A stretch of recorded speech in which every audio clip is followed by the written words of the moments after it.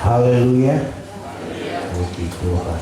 Salam sejahtera dalam Tuhan Yesus Kristus, dan kita akan merenungkan firman Tuhan. Mazmur 100, perikop yang diberi oleh Lembaga Alkitab. Pujilah Allah dalam baiknya. Ayat 1. Mazmur untuk korban syukur. Bersorak-soraklah bagi Tuhan, hai seluruh bumi.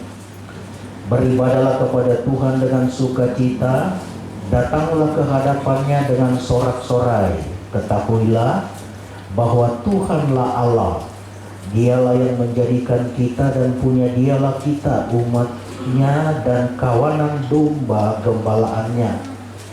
Masuklah melalui pintu gerbangnya dengan nyanyian syukur, ke dalam pelatarannya dengan puji-pujian. Bersyukurlah kepadanya dan pujilah namanya, sebab Tuhan itu baik.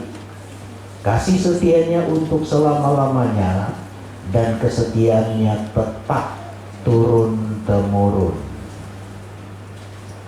Puji Tuhan. Kita lihat apa yang terjadi, apa yang diinginkan Tuhan kepada umat Tuhan. Dan waktu itu adalah khusus kepada orang Israel. Ini bukan orang yang belum percaya, karena ini nyanyian atau mazmur untuk korban syukur. Bersorak-soraklah bagi Tuhan, hai seluruh bumi.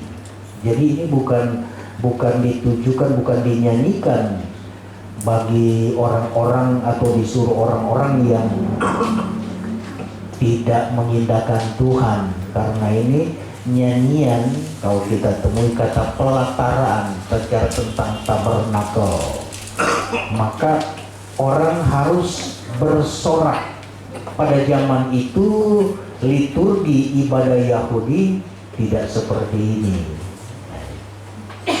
Tetapi dalam pujian, dalam firman Allah, dalam mazmur sebenarnya sudah dikatakan tentang cara memuji Tuhan, cara hidup orang percaya. Dalam mempersembahkan korban syukur itu, maka harus ada, katakan, keluar dari dasar hati, sukacita, dan membuat dia berhadapan dengan Tuhan dengan bersorak-sorak. Sebab itu dikatakan bersorak-soraklah bagi Tuhan, hai seluruh bumi.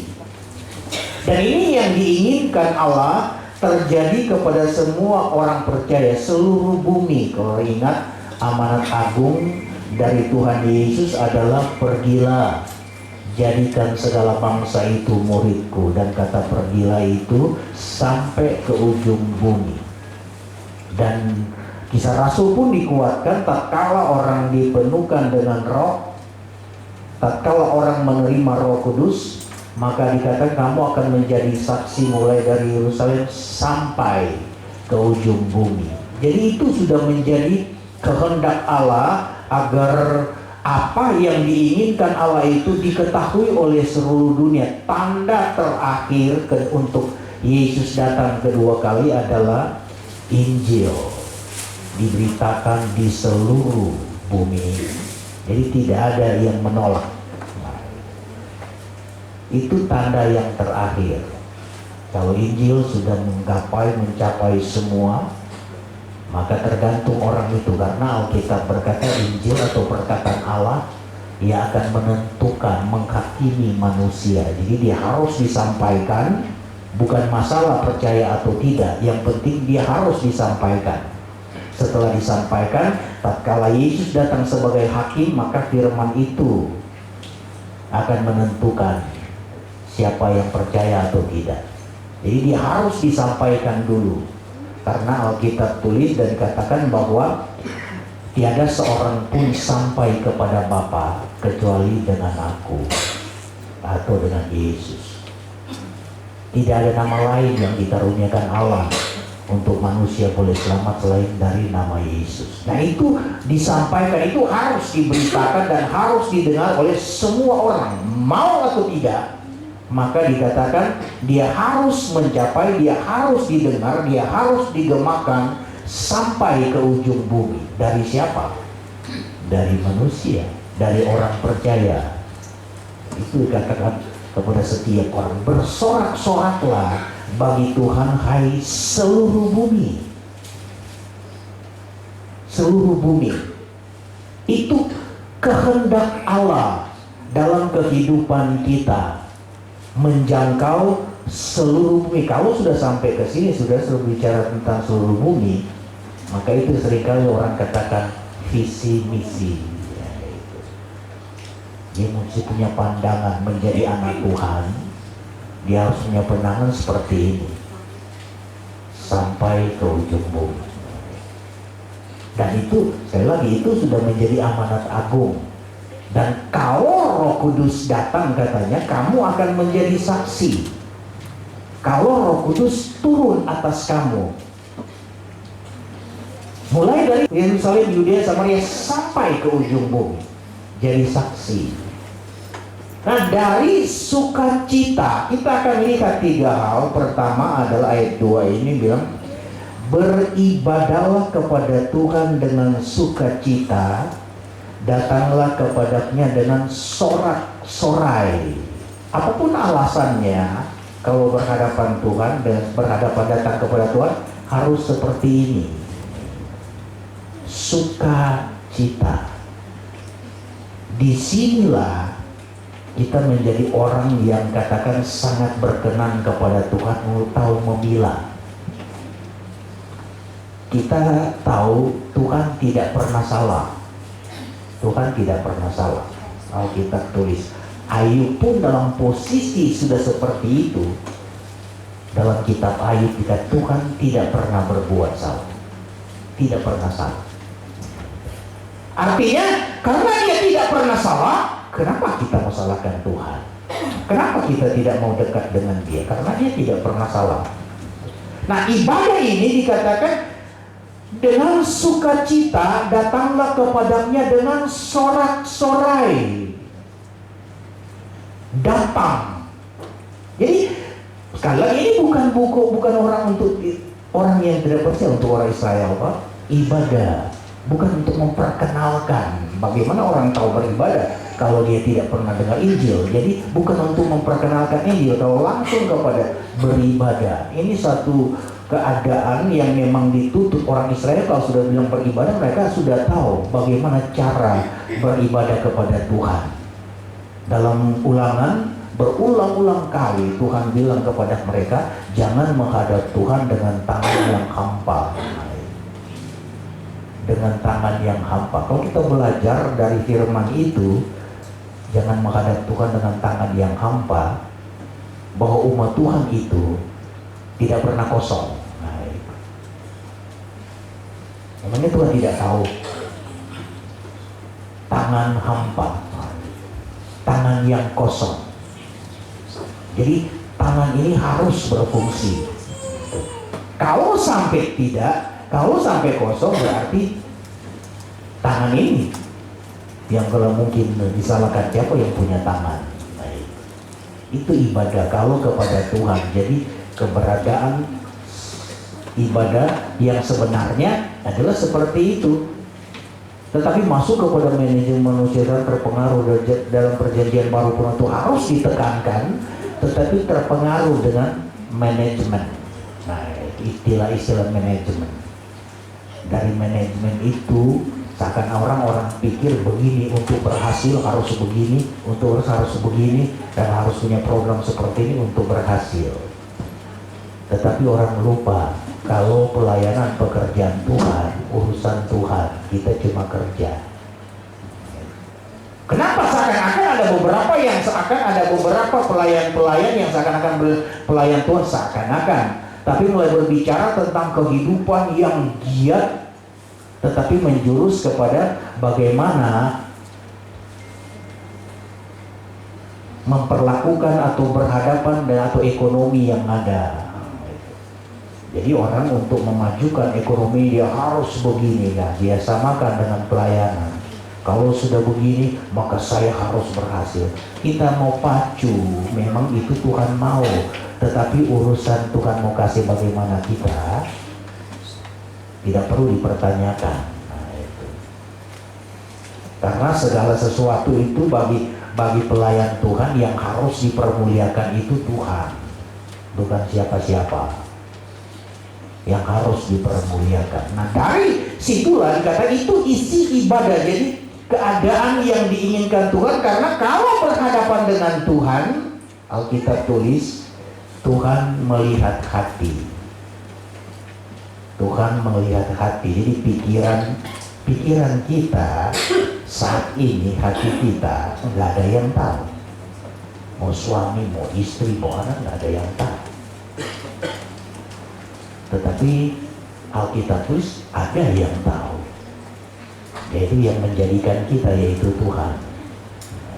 Nah, itu kau bilang berhadapan dengan Tuhan, datanglah kepadanya dengan sorak-sorai. Jadi kalau datang kepada Tuhan, kita harus tahu yang Tuhan lihat hati. Terpaksa nggak kira-kira? Ada persumutan nggak kira-kira? Ada keberatan nggak kira-kira?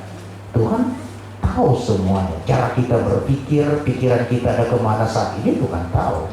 Ini lo pikiranmu lo nggak fokus. Sebab itu saudara belajar kalau dengar firman Tuhan, perhatikan, bukan semua, tetapi coba garis besarnya ada di mana kira-kira. Tapi kadang-kadang kebanyakan setelah ditanya nggak tahu. Beribadah itu satu keadaan yang dibilang bukan berarti ini kita mau membalas kasih Tuhan, bukan berarti Tuhan membutuhkan kita. Dia minta beribadah seakan-akan dia sangat memerlukan kita. Ya ampun, siapa kita, saudara? Tetapi karena dikatakan kita ini adalah umat Tuhan, orang percaya kepadanya, ini yang diinginkan Allah. Karena dari sinilah kita bisa bertemu dengan Dia dalam roh. Kita bisa melihat Dia dengan iman dari ibadah. Wah, itu sangat kenal, bukan? Kamu harus beribadah kepada Tuhan. Itu orang Israel. Kamu harus beribadah kepada Tuhan Allah supaya Ia memberkati. Dari situ pun, dari ibadah itu janji yang diberikan Tuhan kepada orang percaya, bahwa di ibadah itu ada perjanjian. Paulus pun katakan bahwa itu adalah janji, ada keuntungan yang besar katanya. Kalau orang beribadah dengan senang, dengan sukacita, ada keuntungan yang besar. Kalau disertai rasa cukup. Disertai rasa cukup. Orang kalau merasa cukup, senang dia pasti. Coba kalau dia nggak rasa cukup,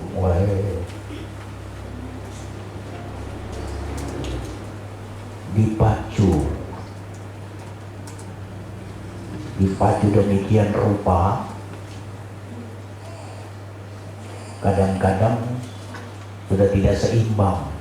Hanya karena merasa tidak cukup. Nah, itu sama manusia bukti bahwa manusia tidak kenal dirinya sendiri, tidak kenal keadaannya sendiri. Itu manusia. Padahal sebenarnya kalau ditulis cukup dia, tetapi yang itu ditakuti hari esok.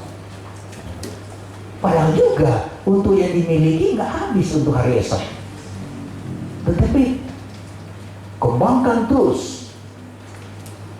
Bulan tahun belum sampai kok ke lusa sudah berpikir untuk sesuatu yang di Bapak Tulis bilang, jangan kamu khawatir tentang hari esok itu ada susahnya sendiri.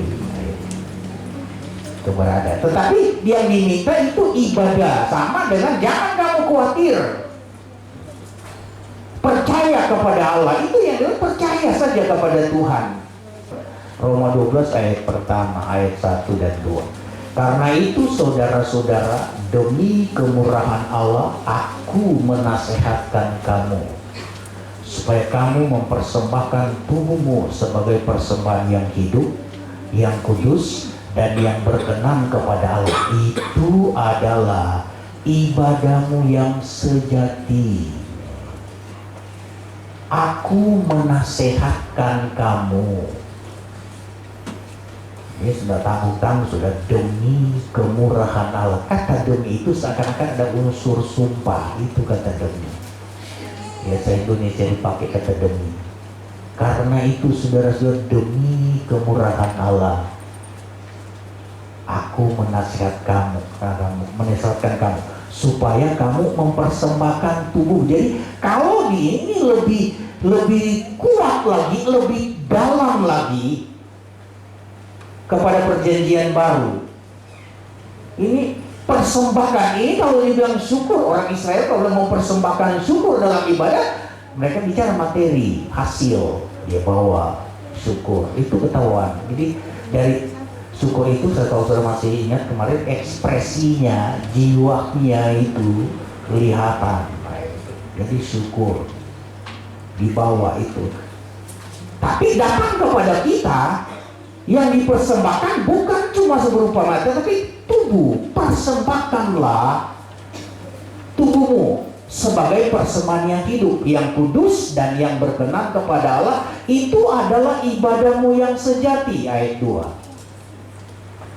Janganlah kamu menjadi serupa dengan dunia ini, tetapi berubahlah oleh pembaharuan budimu, sehingga kamu dapat membedakan manakah kehendak Allah, apa yang baik, yang berkenan kepada Allah, dan yang sempurna.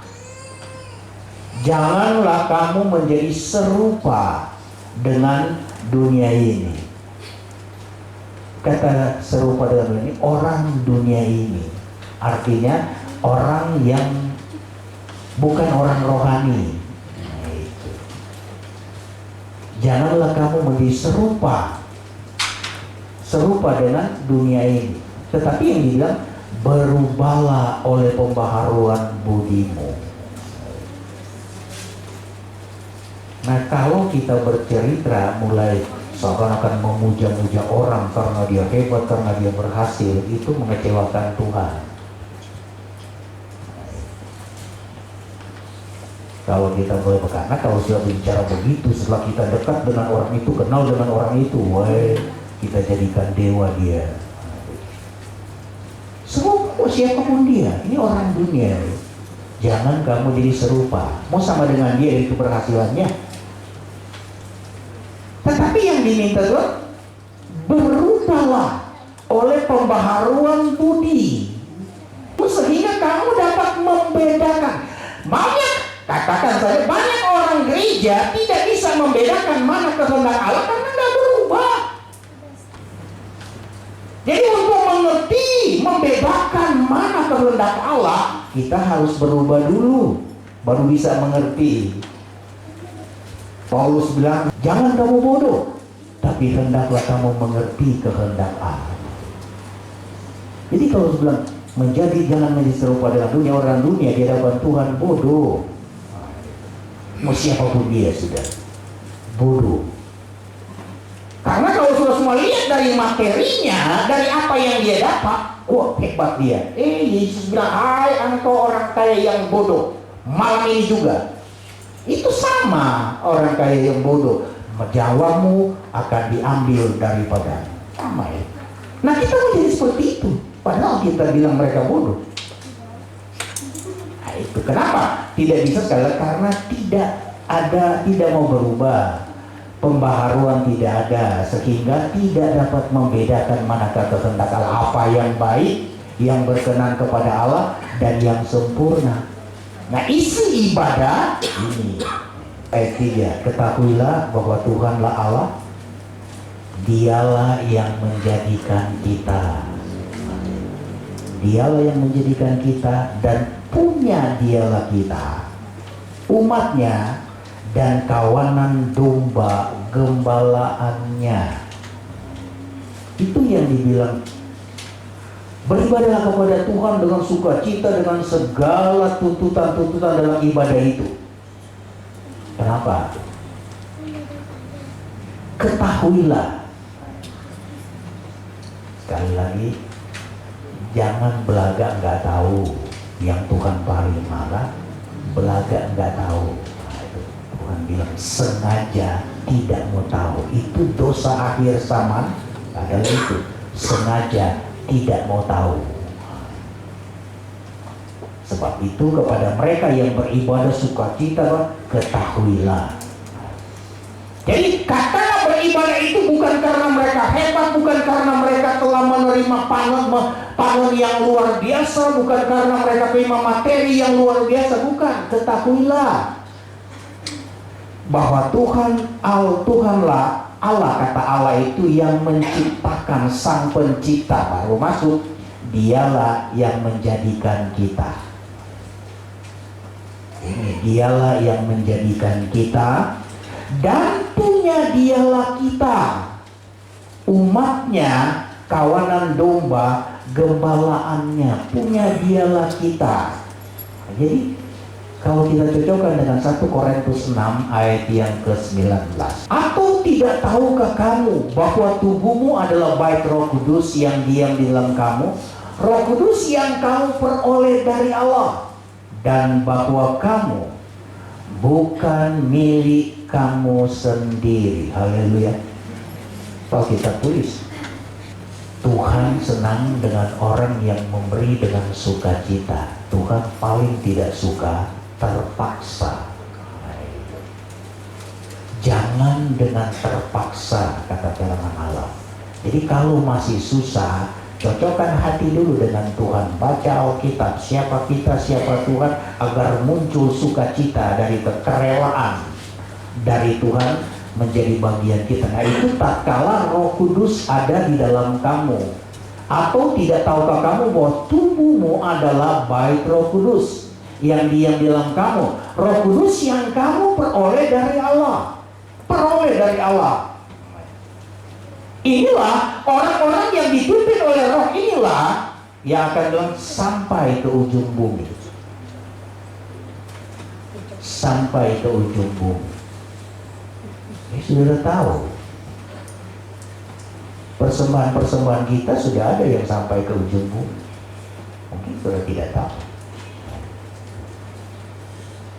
Kita nggak pergi, tetapi tetap saja Alkitab kita punya handal. Ada dari doa.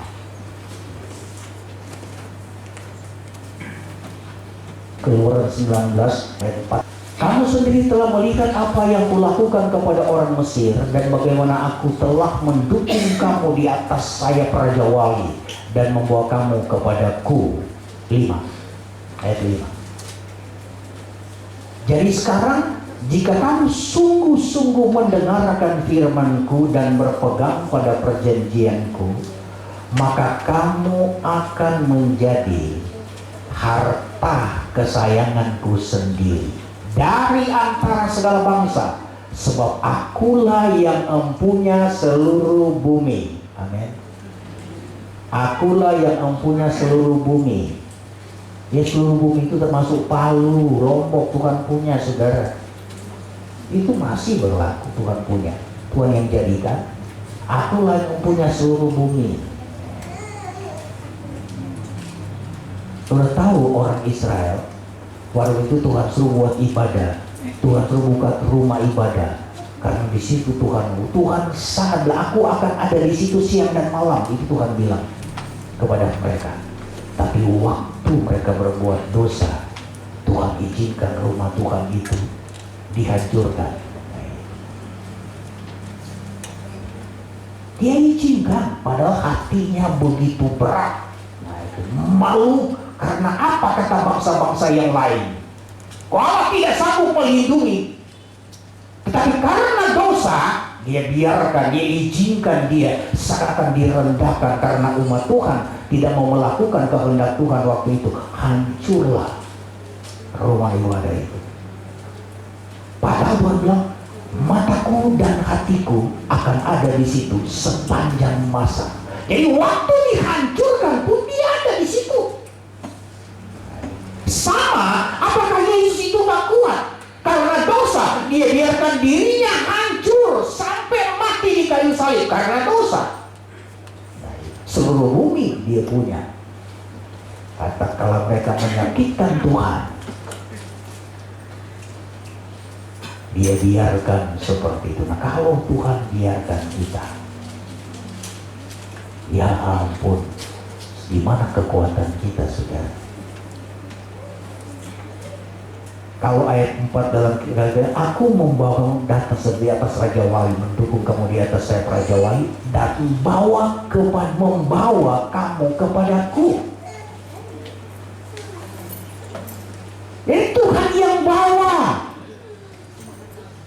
bukan mereka sendiri. Atau mereka tak punya kekuatan untuk datang menghampiri Tuhan, ketakutan mereka. Tetapi Tuhan bawa dengan mendukung. Dan bagaimana aku telah mendukung kamu di atas sayap Raja Wali dan membawa kamu kepadaku. Tuhan bawa mereka kepada Tuhan, sumber segala yang baik, sumber segala sukacita, sumber segala kebutuhan mereka. Tuhan bawa ke situ, mata air kehidupan. Nah dari sudah bawa kepadaku, masuk ayat 5. Jadi sekarang, jadi Tuhan sudah bawa mereka ke Tuhan. Jadi sekarang, jika kamu sungguh-sungguh mendengarkan firman-Ku dan berpegang pada perjanjian-Ku, maka kamu akan menjadi harta kesayangan-Ku sendiri. Haleluya. Di antara segala bangsa, karena sebab Akulah yang punya seluruh bumi. Tuhan sudah bawa mereka datang kepada Tuhan. Lalu setelah mereka ada kepada Tuhan di dalam, katakan saja di dalam Tuhan, datang ayat 5. Jika kamu sungguh-sungguh mendengarkan firman-Ku dan berpegang pada perjanjian, kamu akan menjadi harta kesayangan-Ku sendiri. Harta disayangi. Ini harta disayangi. Tapi kalau tak kalah harta itu menjadi tidak berarti sama sekali, tak kalah harta itu menjadi tidak berguna sama sekali, apa yang jadi? Saya bisa pastikan dia buang, dia biarkan, dia abaikan. Nah, itu maksudnya kalau harta itu sudah tidak berguna. Nah, ibarat garam katanya, kalau sudah tidak asin lagi, apalah artinya? Dia tidak berguna, kata Yesus, selain dipijak-pijak orang. Nah, Tuhan biarkan diinjak-injak orang. Dia biarkan seakan-akan orang lain bilang, bangsa-bangsa bilang dia lemah. Tapi karena dosa, jadi tak kala orang berjalan sesuai dengan firman Tuhan, dia tetap menjadi harta kesayangan Tuhan, harta kesayangan-Ku sendiri. Dan mereka akan jadi seperti Yesaya 49.